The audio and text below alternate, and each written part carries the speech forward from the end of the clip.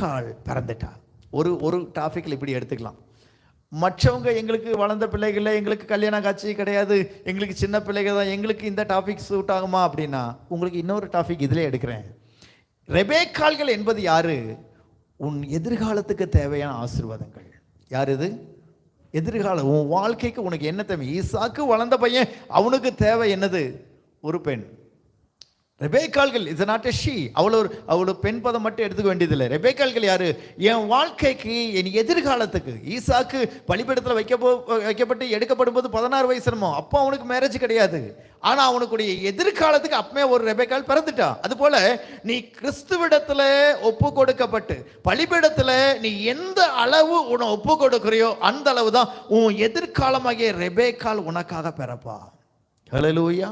உன் எதிர்காலம் வேலையாக இருக்கலாம், உன் எதிர்காலம் பணமாக இருக்கலாம், உன் எதிர்காலம் ஒரு நல்ல பிளஷண்டான ஒரு நல்ல ஹையர் பிளெஸிங் லைஃபாக இருக்கலாம். உனக்கு என்ன எதிர்காலம் என்பது எதனால தீர்மானிக்கப்படுன்னா, உன் கடின உழைப்பினாலேயோ உன் திறமையினாலேயோ தீர்மானிக்கப்படுறதில்ல. நீ எவ்வளவாக பலிபீடத்தில் உன்னை ஒப்பு கொடுக்கிற அவ்வளவாக தான் உனக்குரிய ரெபேக்காள்கள் பிறப்பாங்க.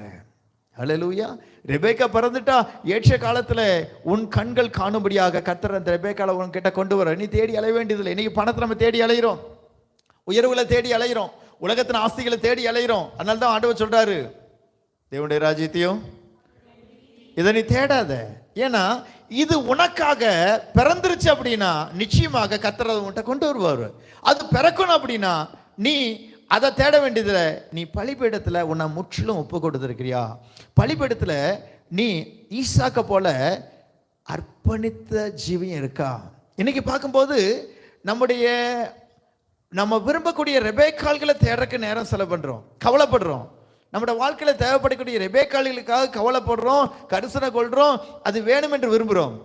ஆனால் ஈசாக்க போல அர்ப்பணிக்கப்பட்டனா என்பதில் நம்ம கவலைப்படுறதில்லை. இதுல நம்ம கவனம் செலுத்தினா போதும். அந்த ரெபேக்காள் இவன் பிரயாசப்படுறதுனால பிறகுல, இவங்க பலிபீடத்தில் வைக்கும் போதே அங்க அவ பிறந்துட்டான். ஹல்லேலூயா.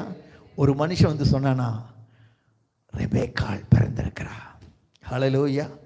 வாழ்க்கையில் சில காரியங்கள் இனி கை கேட்டாம வாய் கேட்டாம எனக்கு எட்டாத தூரத்திலே இருக்கு. ஏன்? இனி ஈசாக்க போல மாறு, இனி ஈசாக்க போல டோட்டல் கமிட்மெண்ட். என் வாழ்க்கையில் எவ்வளோ அர்ப்பணம் குறைவாக இருக்கு ஆண்டவரே. என் வாழ்க்கையில் இனி நான் ஈசாக்க போல மாறல ஆண்டவரே. வாய் திறந்துடுறேன், அநேக காரியத்துக்கு பேசிடுறேன், அவிசுவாசமாக பேசிடுறேன், பதறிடுறேன், கத்திடுறேன், இந்த ஆபிரகாமுக்கு விரோதமாக நடந்துக்கிறேன் ஆண்டவரே. இல்லைப்பா, இல்லை. இந்த பலிபீடத்தில் ஈசாக்கு இன்னும் உன்னை எவ்வளவாக ஒப்பு கொடுக்க முடியும் இதை ஆராய்ச்சி பார். ரெபேக்கா எப்படி பிறப்பா நீ யோசிக்க வேண்டியதில்லை. அவ கிட்டத்தட்ட 770 கிலோமீட்டருக்கு அந்த பக்கத்தில் அவ உனக்காக ஆயத்தப்பட்டு கொண்டிருக்கா.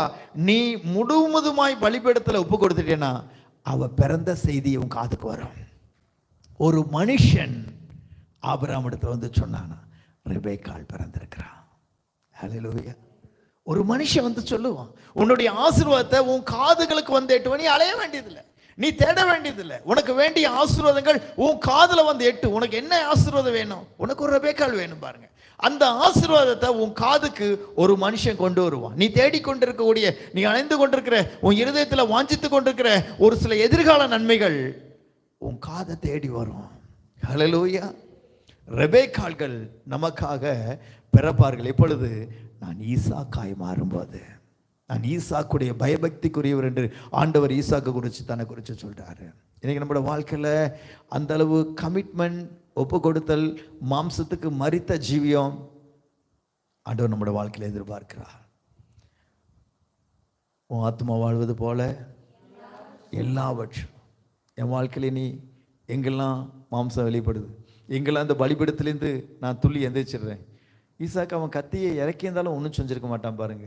ஏன்னா எல்லாத்தையும் ஆபிரகாம் கட்ட முடிஞ்சது. எதை கட்ட முடியல? வாயை கட்ட முடியல. ஆனால் வாயை திறந்தானா? திறக்கவே இல்லை. இன்னைக்கு நம்மளோட வாழ்க்கையில் இதுதான் பாருங்க. இந்த ஒப்பு கொடுத்தலுக்கு கர்த்தர் என் வாழ்க்கையில் செஞ்சால் நன்மையாக தான் இருக்கும். அப்படி தீர்மானத்தின்படி அழைக்கப்பட்டவர்கள தேவனிடத்தில் அன்புகளுக்கு சகலமும். வாயை திறக்காத ஆட்டுக்குட்டி போல, ஈசாக்க போல தேவன் உன்னை நடத்துகிற எந்த பாதையிலும் பொறுமையாய் மௌனமாய் நீ நடந்து போ. ஈசாக்க போலவே மாறிடு. கர்த்தர் இந்த பலிபீடத்தில் இருக்கக்கூடிய அனுபவத்தை மாற பண்ணுவார். இந்த பலிபீடத்திலிருந்து கர்த்தர் உன்னை விடுவிப்பார். அது மாத்திரமல்ல, உனக்கு ஆயத்தம் பண்ணப்பட்ட ரெபேக்காளை பிறந்த செய்தியை உன் காதுக்கு கொண்டு வருவார். ஹல்லேலூயா, ஹல்லேலூயா. கர்த்தர் நல்லவர். எழுதி நிற்கலாமா?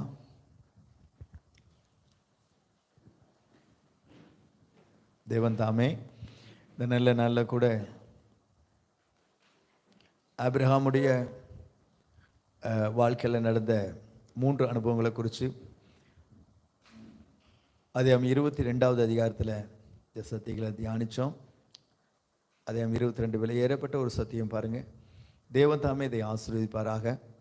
இந்த சத்தியங்கள் மூலமாக இந்த நாளில் நம்முடைய வாழ்க்கையில் பரிசுத்த ஆவியானவர் என்னென்ன சத்தியத்தை உங்களோடு கூட பேசியிருக்கிறாரோ அவைகளை கொண்டு கர்த்தர் உங்களோட வாழ்க்கையில் நிறைவேற பண்ணுவாராக. உங்களை சுட்டி காட்டுவாராக, உங்களை சீர்படுத்துவாராக, உங்களை ஆசீர்வதிப்பாராக. கர்த்தர் தாமே இந்த வார்த்தைகள் நம்முடைய ஆவிக்குரிய